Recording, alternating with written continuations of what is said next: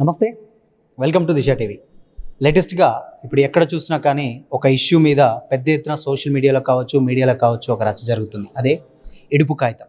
So మనందరికీ తెలిసిందే, Bunny Vas ప్రొడ్యూసింగ్లో Priyadarshi and Nagadurga హీరోయిన్లు యాక్ట్ చేస్తున్నటువంటి సినిమా టైటిల్ ఇడుపు కాగితం. సో ఈ టైటిల్ ఏంటి, అసలు ఎందుకు ఇలాంటి టైటిల్స్ పెడుతున్నారని కొంతమంది సోషల్ మీడియాలో వ్యంగ్యంగా కామెంట్స్ అయితే పెట్టడం జరుగుతుంది. సో దాని మీద మనతో పాటు మాట్లాడడానికి టీఆర్ఎస్ నాయకులు సయ్యద్ ఇస్మాయిల్ గారు మనతో పాటు మాట్లాడుతున్నారు. సో తెలుసుకుందాం. సార్ నమస్తే. నమస్తే బ్రదర్. సార్, ప్రధానంగా చూసుకున్నట్లయితే ఇడుపు కాగితం సోషల్ మీడియాలో అవుతుంది. విడుపు కాగితం అంటే బేసిక్గా విడాకులు, గ్రామీణ నేపథ్యం నుంచి వచ్చే వాళ్ళకి చాలామందికి తెలుసు. బట్ ఇప్పుడు దాన్ని మరొక ప్రాంతీయవాదంగా, అంటే ఇలా కొంతమంది వ్యక్తులు దాన్ని ఇలా వ్యంగ్యంగా మాట్లాడడం గురించి ఏం చెప్తారు అసలుకి? తెలుగు సినిమా పరిశ్రమకి గుండెకాయగా హైదరాబాద్ ఉన్నది, మరి ముఖ్యంగా తెలంగాణ ఉన్నది. ఈ తెలంగాణ సంస్కృతి సాంప్రదాయాలకు గౌరవించుకుంటూ ఇక్కడ సినిమా పరిశ్రమ ముందుకు సాగాలని మేము కోరుకున్నాం. కానీ మా బతుకు మీద దాడి, మా భాష మీద దాడి, మా యాస మీద దాడి కంటిన్యూ చేస్తూ ఉన్నారు. కళలు సాంప్రదాయాలు ఏవైతే ఉన్నాయో అవి అన్ని ప్రాంతాలకు సంబంధించిన ప్రజల మనోభావాలకు దగ్గరగా ఉంటాయి.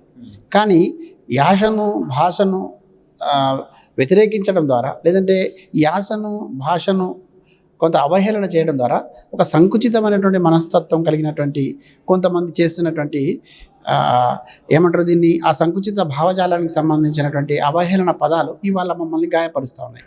ఇది కొత్త కాదు తెలంగాణకి ఇట్లా ఎదుర్కోవడం. ఇక్కడ పరిశ్రమలు పెట్టించి, ఇక్కడ జీవనోపాధి కల్పించి, ఇక్కడ అనేక సినిమాలు నిర్మితం కావడానికి దోహదపడినటువంటి ఈ నేల మీద ఉంటూ ఇక్కడ సినిమాలు తీస్తూ ఇక్కడ ఉన్నటువంటి పదజాలాన్ని, పదాలని, బతుకులని, జీవన స్థితిగతులను, సంప్రదాయాలను, భాషను, యాసను విమర్శిస్తూ అవహేళన చేస్తూ వస్తున్నా కూడా భరిస్తున్నామని చెప్పి ఇవాళ ఇడుపు కాగితం అనేటటువంటి ఒక టైటిల్కి సంబంధించిన సందర్భం లోపల వచ్చిన చర్చకు మనం మాట్లాడుకోవడం కాదు. ఇది మొత్తం అనాదిగా తెలంగాణ యాస మీద, భాష మీద జరుగుతున్న దాడిగానే దీన్ని చూడాలి. ఈ దాడిలను ఇక మీద సహించం. ఇట్లా మాట్లాడేటోళ్ళ పట్ల ప్రజలు అప్రమత్తంగా ఉండాలి. బుద్ధిజీవులందరూ కూడా ఆలోచన చేయాలి. ఇది కేవలం రెచ్చగొట్టేటటువంటి ప్రయత్నం, మళ్ళీ ఒకసారి విషం కక్కేటువంటి ప్రయత్నం, మళ్ళీ ఇక్కడ పెత్తం చెలాయించడానికి జరుగుతున్న కుట్రలో భాగంగానే ఇటువంటి చూడాలి. కేవలం ఒక సినిమా లాగానో, లేకపోతే ఆ సినిమాకు జరిగిన పదం మీద జరుగుతున్న చర్చగానో దీన్ని చూడడం కాదు. ఇక్కడ సంస్కృతి సాంప్రదాయాల మీద జరుగుతున్నటువంటి దాడిలో భాగంగా ఇటువంటి పుట్టుకొస్తా ఉందని నేను భావిస్తాను. అయితే ఇప్పుడు ప్రధానంగా సినిమా ఇండస్ట్రీలో ఒకప్పుడు తెలంగాణ యాస అంటే విలన్స్కి కానీ, లేకపోతే కమెడియన్స్కి కానీ ఇలాంటి స్లాంగ్ పెట్టి ఉండేవారు. బట్ ఇప్పుడు ట్రెండ్ మారింది. సినిమా ట్రెండ్ మారుతున్న కొద్దీ ఒక దాని మీద బలగం కావచ్చు, దాని తర్వాత ఇస్మార్ట్ శంకర్ కావచ్చు, కొన్ని మేజర్ సినిమాలు, అర్జున్ రెడ్డి సైతం సెన్సేషన్ క్రియేట్ చేసిన సిద్ధం ఇలాంటి స్లాంగ్నే పెట్టి ఇట్లు కొట్టినటువంటి సందర్భాలు ఉన్నాయి. ఇప్పుడు ఆ లాంగ్వేజ్ని ఏకంగా టైటిల్గా మార్చారు. సో ఫస్ట్ ఆఫ్ ఆల్ ఇది ఎంతవరకు అంటే అప్డేట్ అవుతుంది అనుకోవచ్చా? అంటే ఏంటి అసలు ఈ కల్చర్? ఇక్కడ ఆలోచించాల్సింది ఏంటంటే బ్రదర్, సినిమా మాధ్యమం అనేది ప్రజల్ని అనేక రకాలుగా ప్రభావితం చేస్తుంది. ఒక రకంగా చైతన్యం నింపుతుంది, తర్వాత ఆలోచనలు రేకెత్తిస్తుంది, కొంత మార్పులకు దోహదపడుతుంది.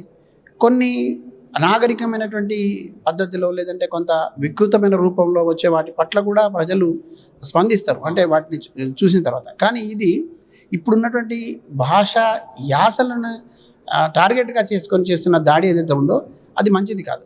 అయినా కూడా ఇక్కడ భరిస్తున్నాం కదా అని విలన్లకు పేరు పెట్టే దగ్గర నుంచి వాళ్ళు సినిమాలు తీసే పరిస్థితి దాకా వచ్చింది. మేము ఇక్కడ సినిమాలు తీయడాన్ని స్వాగతిస్తూ ఉన్నాం. ఈ సినీ పరిశ్రమ ఇక్కడ అభివృద్ధి జరగాలనుకుంటున్నాం.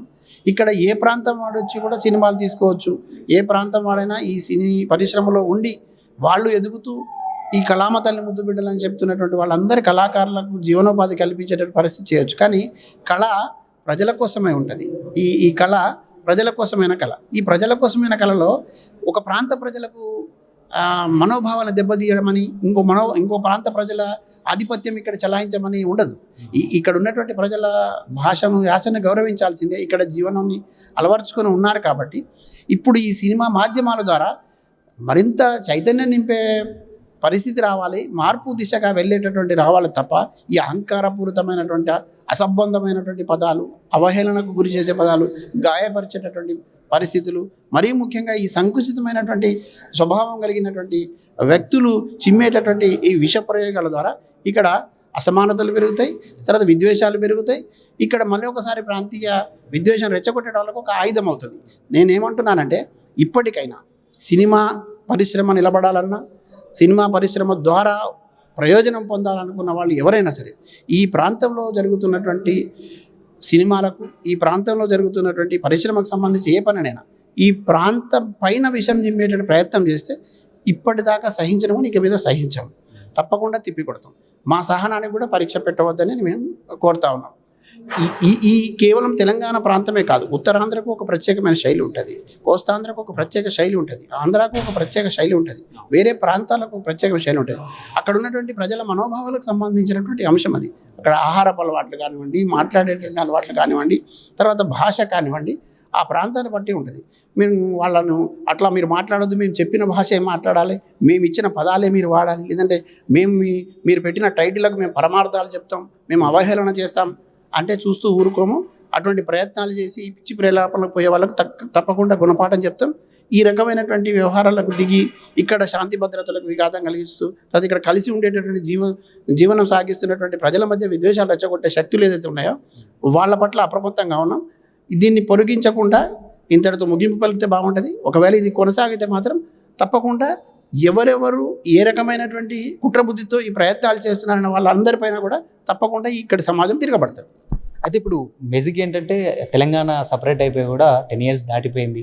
ఎన్ని సంవత్సరాల తర్వాత కూడా ఎందుకు పదే పదే కొంతమంది దీన్ని పనిగట్టుకొని ఇలా ఒక ట్రిగర్ చేయడం, దాన్ని ఏంటి అసలు ఎలా చూడొచ్చు? అసలు ఒక 10 years కంప్లీట్ అయిపోయిన తర్వాత కూడా ఇది అత్యంత దురదృష్టకరం, బాధాకరం. కేవలం ఈరోజు సినిమాకు సంబంధించిన అంశం మీద మీరు మాట్లాడుతున్నారు కానీ మేము నిత్యం ఎదుర్కొంటా ఉన్నాం ఈ సమస్య. 60 ఏళ్ళ పోరాటాల్లో కూడా ఇది ఎప్పటికప్పుడు ఈ సమస్య ఉత్పన్నం అవుతూనే వచ్చింది. అందుకే కదా 60 ఏళ్ళ పోరాటం, ఇంతమంది అమరుల ప్రాణత్యాగం, అనేక ప్రజా ఉద్యమాలు నిర్మితమై ఇక వద్దు అని అసలు మొత్తం ఈ ప్రాంతానికి ఇడుపు కాగితం అయిపోయింది కదా. ఈ ప్రాంతమే వేరుగా ఉండడం కోసం ఇడుపు కాగితం అయిపోయింది మన భాషలో చెప్పాలంటే. అయినా కూడా మళ్ళీ మీరు బలవంతంగా వచ్చి మా పైన ఇట్లా పెత్తనం చేస్తాను, లేకపోతే ఈ పేర్లు మీరు పెట్టడానికి సరిపోదు అని అంటే ఇది మంచి పద్ధతి కాదు. నేనేమనుకుంటున్నా అంటే దీంట్లో 100% కుట్ర దాగి ఉన్నది. అది రాజకీయపరమైనటువంటి కుట్ర, ప్రాంతాల మధ్య విద్వేషం రెచ్చగొట్టేటటువంటి కుట్ర దాగి ఉన్నది. తర్వాత ఇక్కడ ఉన్నటువంటి గంగా యమున తహజీబ్ లాంటి ఒక వాతావరణాన్ని చెడగొట్టడానికి కొన్ని శక్తులు ప్రయత్నం చేస్తూ ఉన్నాయి. అది సినిమా పేరుతో జరిగిన, రాజకీయం పేరుతో జరిగిన, లేదంటే మేము కూడా ఇక్కడ పుట్టాము, ఇక్కడ బిడ్డలమే కదా అనే పేరుతో వేరే వాళ్ళ ప్రాంతాలకు సంబంధించిన బూట్లు నాకుతాం, లేకపోతే వాళ్ళకు సేవ చేసుకున్న బానిసలుగా ఉంటాం, ఇక్కడ ప్రాంతంలో జరిగినటువంటి వీరోచిత పోరాటాన్ని తక్కువ చేసి చూపిస్తాం అనేటువంటి కొంతమంది సన్నాసులు ఉన్నారు. వాళ్ళకు కూడా చెప్తా ఉన్నా, ఏ ప్రాంతం వాడైనా అన్ని ప్రాంతాలను గౌరవించేటట్టుగా ఉండాలి, అక్కడ ఉన్నటువంటి భాషను, యాసను గౌరవించేటట్టుగా ఉండాలి. నా తల్లి మాత్రమే తల్లి, ఇతరు అవతల వాళ్ళు తల్లి కాదు అనే పద్ధతిలో ఎవరైతే వ్యవహరిస్తున్నారో వాళ్ళకి తప్పకుండా సమాజం బుద్ధి చెప్తుంది. ఈ రకమైనటువంటి భావజాల వ్యాప్తికి ప్రయత్నం చేస్తున్న వాళ్ళ పట్ల కూడా మనం అప్రమత్తంగా ఉండాలి. ఇది ముమ్మాటికి నేరం. ఇట్లా చేసుకుంటూ పోతే తప్పకుండా న్యాయపరమైనటువంటి పద్ధతిలో వెళ్తాం. సందర్భం వచ్చినప్పుడు ప్రజా కోర్టులో కూడా వాళ్ళకి శిక్ష తప్పదు. అట్లాంటి పరిస్థితి వస్తుంది తప్పకుండా. అక్కడ దాకా రానిచ్చుకోవద్దని నేను హెచ్చరిస్తా ఉన్నాను. ఇప్పుడు ఇంతకుముందుతో పోలిస్తే ఇప్పుడు తెలంగాణ నేపథ్యంలో వచ్చేటువంటి సినిమాలు ఎక్కువగా ఆదరిస్తున్నారు ప్రజలు అని కూడా చాలా మందికి ఒక ఉంటుంది. సో అలాంటి ఏమన్నా కొంచెం ఏంటి ఆ ఒపీనియన్ ఏమన్నా ఉందా వాళ్ళకంటే? డెఫినెట్గా లేదు, వీళ్ళకి ఆదరణ ఎక్కువ దొరుకుతుంది అనేటువంటి ఏమన్నా కామెంట్స్ ఏమైనా వినిపిస్తున్నాయా యాజ్ మీరు చూస్తున్న దాన్ని బట్టి? ఒకటి ప్రధానం, ఏదైనా ఒక వ్యాపారంగా చూస్తున్నప్పుడు ఆ వ్యాపారంలో మూల కథ ఎంత బలంగా ఉంటే ఆ కథ బలమే దాన్ని ప్రభావితం చేస్తుంది. నువ్వు ఏ వ్యాపారమైనా చేసుకున్నా ఆ వ్యాపారంలో వాడి దగ్గర క్వాలిటీ ఉండాలి. ఆ క్వాలిటీ పరమైనటువంటి చూపించుకునే ప్రయత్నం చేయాలి. కానీ దొడిదారిన నేను గెలవాలనేటటువంటి, లేదంటే మేము నాసిరకం తీసుకొచ్చి గెలుస్తామనంటే కలవదు. ఇక్కడ ఉన్నటువంటి భాష ఇది, ఇక్కడ ఉన్నటువంటి యాస ఇది, ఇక్కడ ఉన్నటువంటి సంస్కృతి ఇది, సంస్కారవంతమైనటువంటి ప్రజలు జీవిస్తున్న ప్రాంతం ఇది. కాబట్టి వీటి మీద పదే పదే దాడి చేస్తామనే పద్ధతిలో ఏదైతే మీ ప్రయత్నాలు జరుగుతున్నాయో ఈ చిల్లరమల ప్రయత్నాలు మానుకోవాలి, ఈ దొంగచాటు దెబ్బ కొట్టే ప్రయత్నాలు మానుకోవాలి. భాష మీద దాడిని ఇకపైన పూర్తిగా సహించే ప్రసక్తే లేదు. ఫైనల్గా ఏం చెప్తారు ఇష్యూ మీద? అంటే ఫ్యూచర్లో ఇలాంటి ఇంకా ఎదుర్కొనేటువంటి సిచ్యువేషన్స్ ఉన్నాయి, ఇంకా రాబోతున్నాయి. అంటే ఇప్పుడు ఇది స్టార్టింగే, అండ్ దాని తర్వాత గతంలో ఎన్నో ఎదుర్కొన్నారు, ఇప్పుడు ఎంత అప్డేట్ అవుతున్నా ఇలాంటి కల్చర్ ఒకటి రాబోతుంది. సో ఏం చెప్తారు? చైతన్యవంతమైనటువంటి ప్రజలారా ఆలోచన చేయాలి.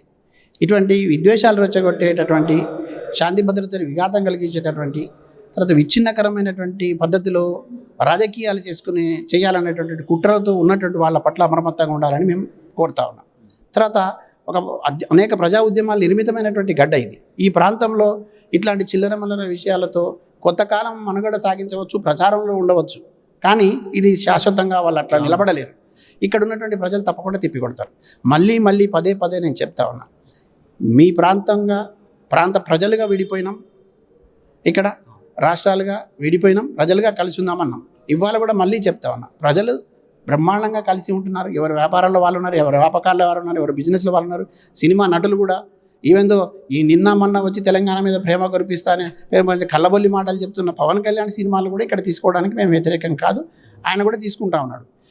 నీ నీ నీ ప్రయత్నం నీ పనేదో నువ్వు చేసుకుంటూ వెళ్ళే కాక మళ్ళీ మేము వెనక ఉండి ఇట్లాంటి కుట్రలకు తెరలేపుతూ ఇట్లాంటి విచ్ఛిన్నానికి దారి తీసేటటువంటి తర్వాత విద్వేషాలకు దారి చేసిన ప్రయత్నాలు ఏదైతే ఉన్నాయో వాటిని మాత్రం సహించాం. ప్రజలు కూడా అప్రమత్తంగా ఉండాలని కోరుతా ఉన్నా. ఇటువంటి వాటి పట్ల ఏమరపాటుతో ఉండడం వల్లనే వీటిని తప్పకుండా తిప్పి కొట్టగలుగుతామని భావిస్తా ఉన్నా.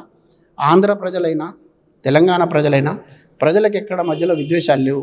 అక్కడ ఉన్నటువంటి జీవన స్థితిగతులకు అనుగుణంగా ఇక్కడ ఉన్నటువంటి సంస్కృతి సాంప్రదాయాలను గౌరవిస్తూ వాళ్ళ జీవనం కొనసాగిస్తూ ఉన్నారు.